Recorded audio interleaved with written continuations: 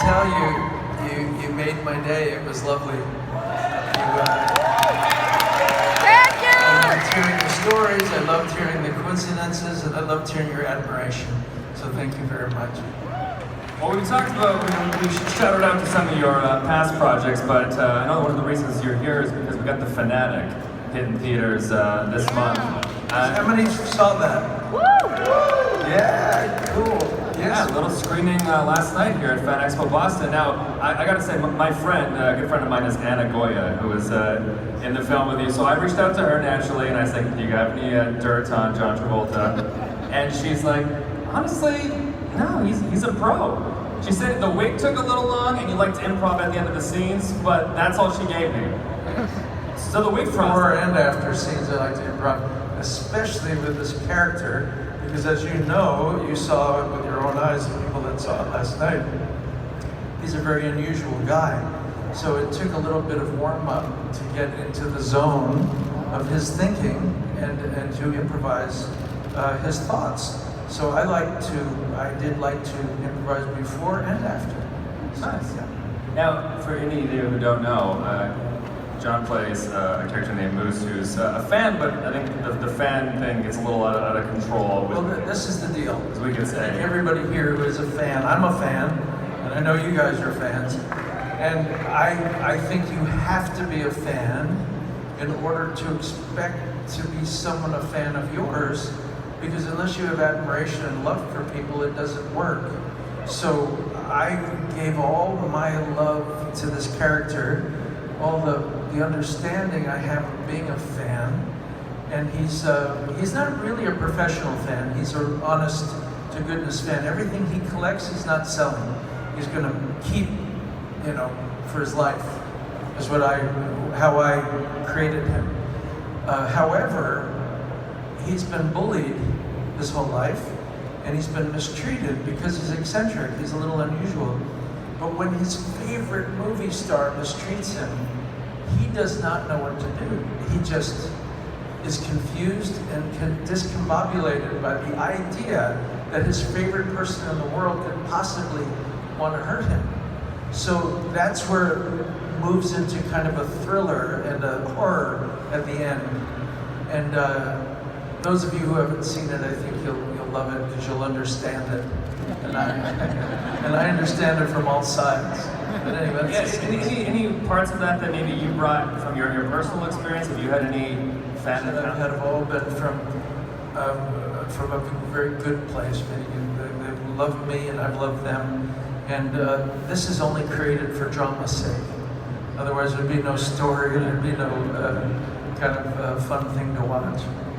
And you mentioned your character, he's a little disappointed, I think, when he has that particular encounter with the person he's a fan of. Is there a pressure for you when you go out in public that you don't want to do that to other people, and you have to always, be in a certain mindset or mind frame before you go out? I think any celebrity should understand that that they must be in the right frame of mind because people get excited to see them.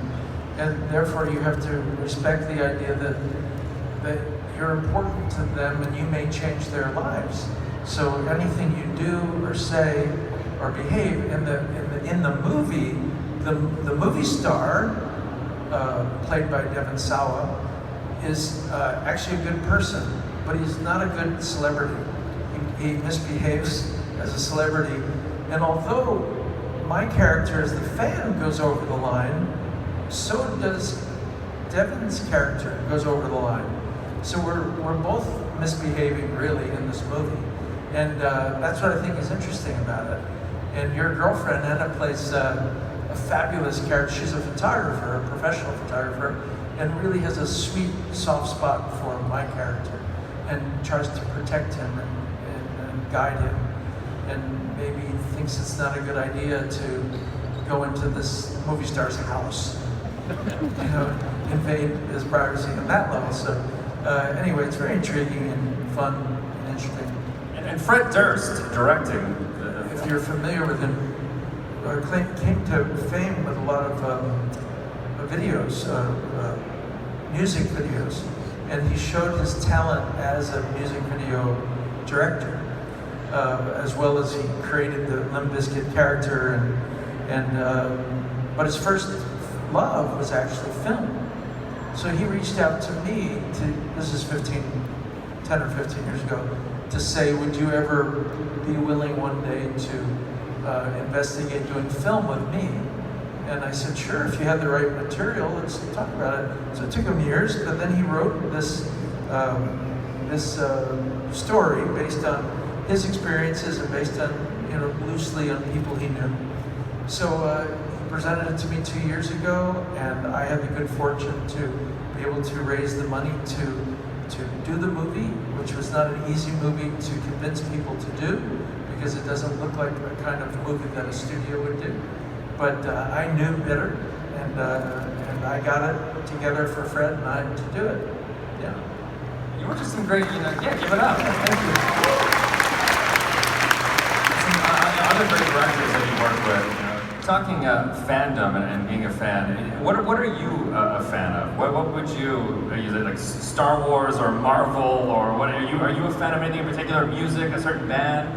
What is your thing? As far as like what they call big tent pole movies, probably the Bond movies I'm fond of, Oh, great. James Bond films. And music, I'm eclectic. I like all different types of music. I love to dance, as you all know. I don't get to do it enough. Matter of fact, Pitbull, the entertainer, who's my friend also, reached out recently and allowed me to be in his new song, Three to Tango, and we filmed that last month, and now it's a big hit, and I think it's got over 10 million hits on YouTube, and people seem entertained by seeing me dance again. So anyway, that was good. Last time we saw each other, you were with Shania, and you just finished your movie Trading Paint, and I think I had said to you, is that in That might be the only way to dance again, is to keep on doing music videos with current rock, pop musicians, because it seems like the only opportunity to do such. Talking about some past projects, a lot of them involve dancing. Do you still remember the choreography from Grease? Could you still do it? Absolutely. Yeah? Absolutely. The only thing I probably wouldn't want to try is when I jump up in the air and do the split. Maybe I'll pass on that. But other than that, I probably remember pretty much everything. Saturday Night Fever, same thing? Same thing. I'll probably pass on the Russian knee bends. I think I need to lose about 50 pounds for that one. And wear knee pads or something. What's that? Pulp Fiction as well? You did a little bit as well? Pulp Fiction, yeah. Everybody can do, The twist and the Batman and the swim are just popular dances when I was a kid. Some of you are around my age out there, and you remember those dances, of course, right? Okay. So, yeah, and Quentin Tarantino was only familiar with the twist because he didn't grow up in the same era that I did. So I said, Quentin, there are other dances in that era other than the twist. And he said, oh really? Well, like what? I said, well, there was the swim. I said, there was a hitchhiker. There was the Batman. I said, which was really the Batman did with Catwoman. And he said, well, show me them. I did. And then he said, well, let's use all of them. I said, okay. And he decided to film it himself as opposed to a cameraman. So he filmed them, and he'd call out which dance he wanted us to do. So we would, it was a teenage wedding, and we'd start with a twist, and he'd say, okay, the swim. And then we'd go into the, say, okay, the hitchhiker. Okay, now go down, dip. And anyway, it became something more than just one dance, because we called them novelty dances when I was a kid. And I was probably about 7 or 8 when all those dances came to be. But anyway, sometimes you show, the old dog shows the new dog some tricks. Well, that scene in Pulp Fiction, did your previous projects. Because talk about a fan and talk about a fanatic. Quentin was the ultimate fan of mine. He was obsessed with Grease, Saturday Night Fever, and Blowout, and Carrie, and Urban Cowboy. So when I met him, he asked if he could fulfill this fantasy by playing games of those shows, and Welcome Back, Kotter, too. So the first night I met with him, he said, would you play the Kotter game with me? And then maybe, like, kind of do Vinny, you know, once in a while?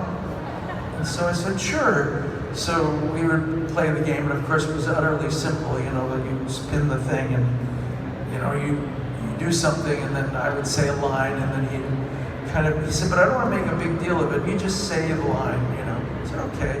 Then we brought out the Saturday Night Fever game. Then we brought out the Grease game. Then we brought out, there was one other game.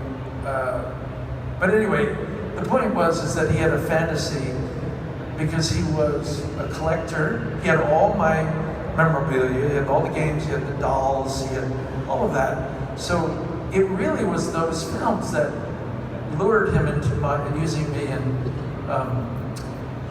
Pulp Fiction. Yeah. Speaking of that memorabilia, do you yourself possess any of that, or is it odd? I do now. Today I was given. Who gave me? Somebody gave me a couple of things that was really cool. It was a Kotter game that I hadn't seen before, and then other people had things I signed that I'd never seen. The Vincent Vega talking doll.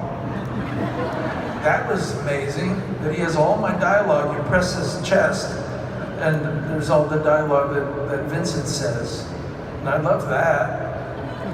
I probably have more memorabilia than any other, I mean, collective, but I've been around longer than everybody else, so it makes sense. But yeah, there's a lot of stuff, a lot of dolls and games all done in. People dressed as characters of yours today. Yeah, I love that people dressed today like Moose, like the movie that I did called The Fanatic. The character's name is Moose, and there was like 3 people today that dressed like Moose. That was fun to see. It's gotta be a cool feeling. Do you remember? When the first year of Welcome Back, Kotter, I didn't get any fan mail the first week, and then the second week I got 1 letter. And then I thought, well, you know, maybe there's something wrong. Then I went to a shopping mall and I got mobbed. And then the next week I got 25,000 letters. So then I thought, oh, okay, it just took a little time, a few episodes for everyone to start liking Vinny. But it was probably around then that I realized that I was famous to some degree. Yeah, it's a ridiculous thing to say, but say somebody was living under a rock and had never heard of John Travolta before, and they had to start by watching one thing that you've done, one film. Where would you recommend they start to really get a taste? Well, you know what, honestly, I would let this group of all the people in the world would know better. Okay, so let's ask, like, what would you start with? Grease! Grease, what sounds like a tie between Grease and Pulp Fiction? Maybe? Okay. Boy in the plastic bubble. Boy in the Plastic Bubble. Saturday Fever. Which one? Phenomenon?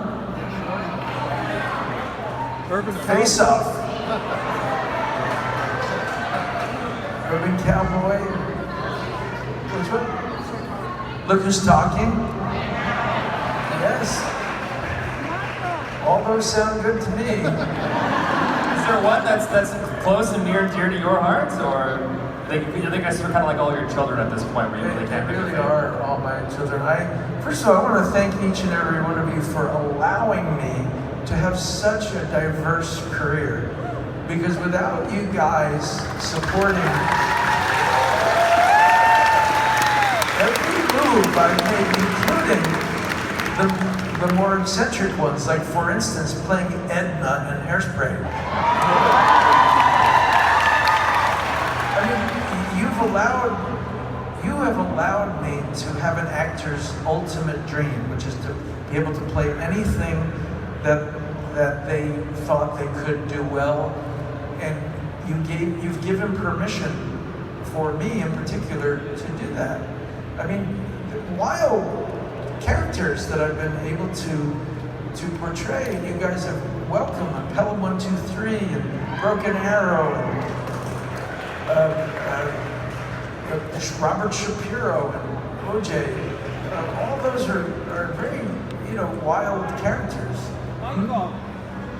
Michael, yes. Oh, Michael, the angel and Michael, the arrogant lawyer in Civil Action. I mean, these are very diverse concepts, and then when you see Musu, those of you who haven't seen it, that's the furthest out character I've ever played. But it's because you guys let me do it, Thank you. Yes. Thank you. Characters all over the map, from literal mothers to. I'd like to play the more villainous characters as they're a little more complex and they have more conflicts. What are you, a hero or a villain or? It really is a mix, because let's say you take the Punisher, he's a definite villain, but because I could find a style in which to play him, I felt like I could achieve him.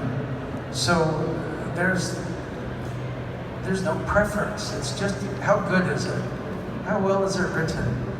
And how good is the direction? And how well is the story being told? And so on and so forth. And that invites you to change it up. So I don't know if I have a preference. I just want good. I just want something good. Yeah, you also beyond acting as well, producer on American Crime Story. What is it like to kind of, obviously where you started that as well, but to take on a different role and to be a producer and do something behind the camera a little more? It's a good idea to become a producer to some degree, because it allows you more creative controls and quality checking of the product. And also too, I have 12 different jet ratings, but I've probably flown about 28 different types of aircraft. Yeah. that's incredible. For a high school dropout,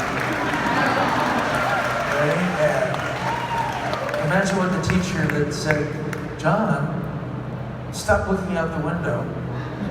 Now, Where did that I didn't stop. Where did the love of aviation come from for I you? have no idea. I just always loved aircraft. What they could do, where they could go, how they did it, how they looked. I loved it. Just the passion. Very cool. Yeah, thank you. And talking, all these other franchises and these big tentpole things, are there any bucket list roles for you that you would love to do? Do you want to be a part of maybe the Star Wars universe or the the Marvel Cinematic Universe? I know you did a bit with the Punisher, but anything that you would love to do? I'm more reality based in Yeah. my acting choices. So whatever Marvel scenario invites more of a reality, like the Punisher was very reality based, and I'm more attracted to that than fantastical. So that's all I can say about that. That's why I like the Bond movies, because even though they're bigger than life, they're still reality based. Yeah, I guess. And so your choice in a role really comes from script is the biggest factor for you. Script is a story that I love and want to tell, and is it a character that I believe that I can do differently enough to be entertaining to the audience, and maybe that you couldn't imagine another actor in it if I did it well enough. You say, well, I don't want to see anyone else do that role, and then I would feel that I achieved my goal.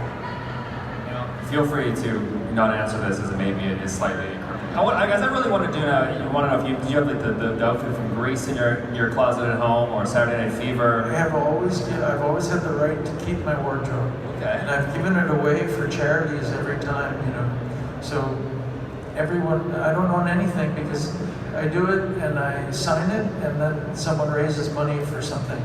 And it's really good. I would rather have you guys have my collection. nothing left of no memorabilia kicking around at home.